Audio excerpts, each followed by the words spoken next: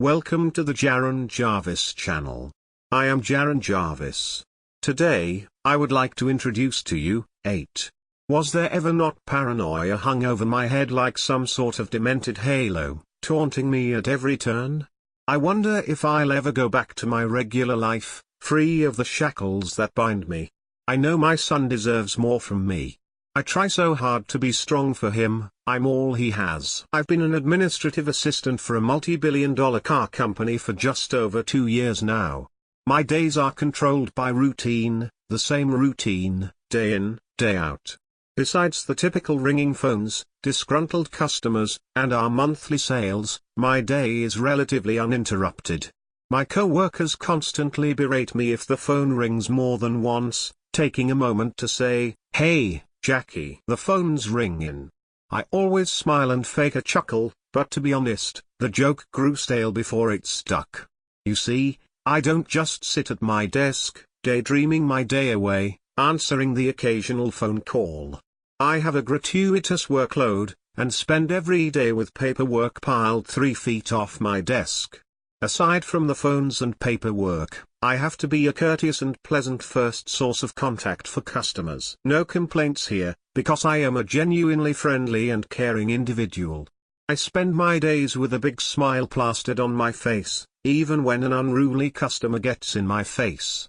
Yes, Mom, no, Mom, I completely understand your frustration, sir. Let me find someone who can properly assist you. My day is usually a blur, not many phone calls stand out. Even the unpleasant ones have begun to run together. It all does at this point, I suppose. This specific point is exactly what led to my confusion over a particular phone call. You see, because we have a 1-800 number, lines get crossed somewhere, and we receive numerous calls a day from people looking for the IRS, law firms, doctor offices, etc., located in Tennessee. For privacy reasons, I won't voice my exact location, only that our dealership is located in Canada. Obviously nowhere near Tennessee. On this particular day, it was a busy lunch hour with the phones, as most people call to book appointments during their breaks at work. I was answering call after call, piping up with my usual perky greeting, when I was cut off by the sound of static. Now, we receive accidental faxes over our landline sometimes, when people get our phone number and fax number mixed up. I lifted my hand to transfer the call to our fax machine, when the line went quiet. I waited a few seconds before saying, "Hello?" No sooner had the 2-syllable word left my lips, did a strange low tone emanate from the speaker. It wasn't loud, but had this bizarre tone to it, almost like someone was humming one low, continuous note into the receiver. I hadn't heard this before, so I kept my ear to the phone and listened.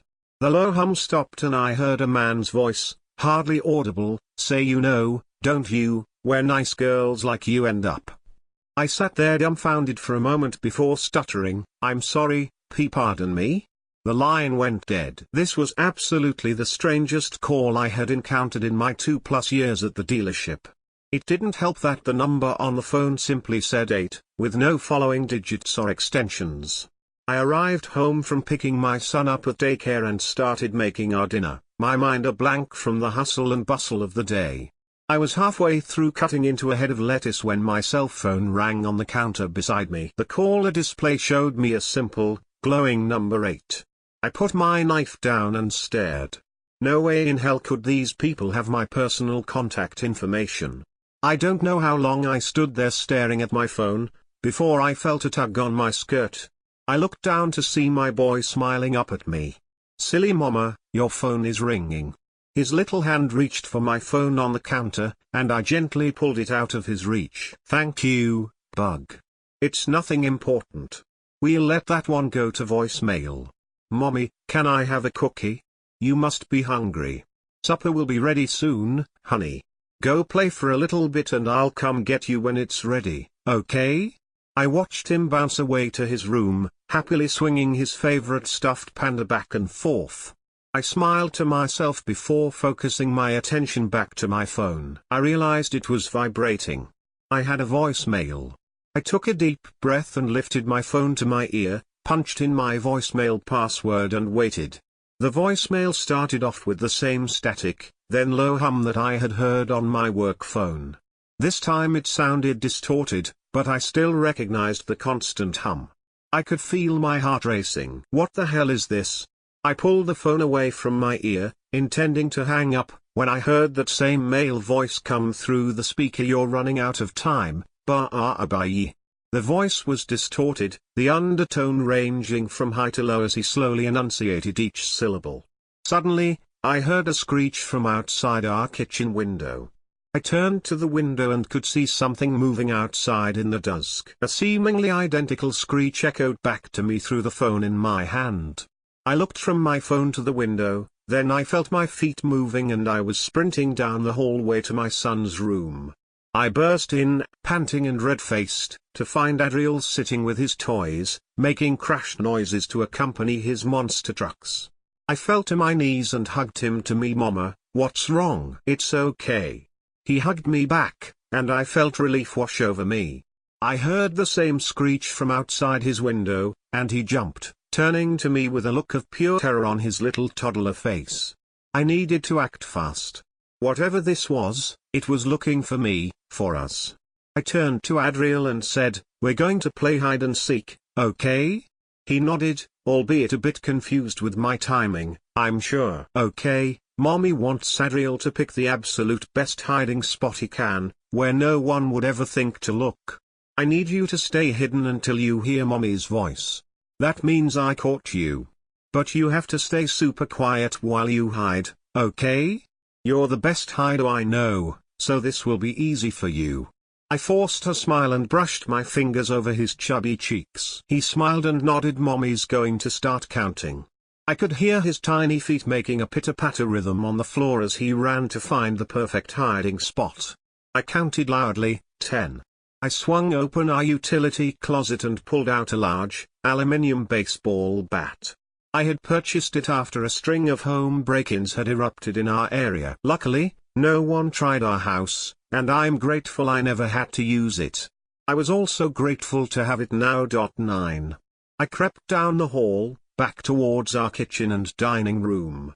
As I passed the hall windows, I could hear another screech echo from somewhere just out of my line of vision. 8. I tried hard to slow my breathing. I brought the bat down, parallel to my shins. I crept slowly, feeling out each step, eyes trained ahead to the end of the hall. 7. I heard another screech from somewhere near the front of the house. Suddenly, I could hear the sound of furious pounding on the front door, accompanied with the sound of a low, familiar hum. I stopped in my tracks. 6. I lowered my voice this time, full confidence in my baby that he would stay put and quiet while he waits for me to find him. The pounding grew louder as I crept closer and closer to the front of the house. I could feel a vibration in my pocket. I pulled my phone out to see the number 7 boldly emblazoned on the caller ID. Why is it counting down? It only rang 3 times before going to voicemail, and I placed it back in my pocket. 5. The dull hum continued, but I could no longer hear the pounding on the door. 4. I stopped. I could feel the cool outside breeze rushing down the hall, swinging my hair away from my face. I could hear the wind gusting through our open front door. I ran. As I turned the corner into our dining room, I raised the bat above my head, ready to strike whatever intruder had stolen entry into our home. I was aware now that tears were running down my cheeks. I was met with an empty room, and our door wide open. I stood there for what felt like forever, eyes scanning the room over and over, convinced I had missed something. I approached the door slowly, bat still held firm beside me. I reached out to flip the outside light on, when I noticed that the switch was already in the on position.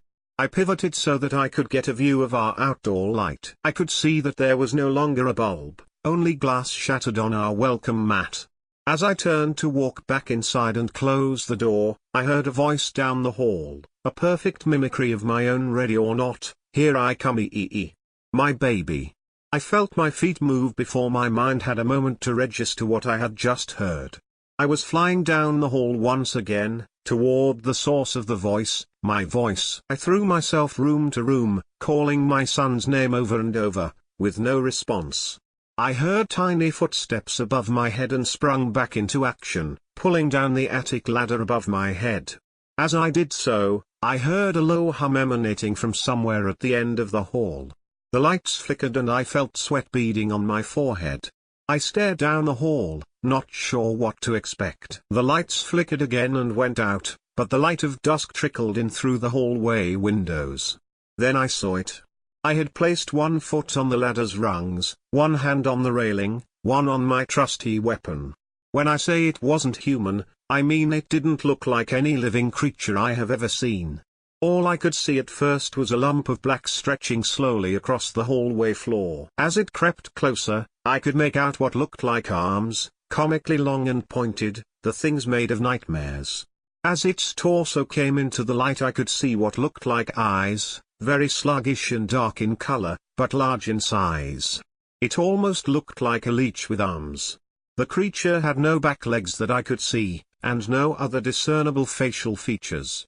I started to climb the ladder, not taking my eyes off the hideous creature creeping towards me. As I climbed, I heard my own voice escape the thing. Ready or not, here I come. I looked above me to see Adriel's terrified little face looking down at me. Mama, hurry. As I climbed, I could feel the familiar vibration of a phone call in my pocket. I climbed the last stair and pulled at the ladder. It was stuck. Close it, Mommy. The monster is coming. His innocence was calming. I pulled as hard as I could, and the ladder slid up, both Adriel and I jumping out of the way. I reached down and slammed the door shut just in time to see the creature below, stretching upward into an almost human silhouette. I picked Adriel up and carried him to the far corner of the attic, both of us shaking beyond belief. I stroked his curls, and we sat silently, waiting. I pulled my phone from my pocket to dial 911, when I noticed the missed call displayed on my home screen. 6. The numbers were counting down.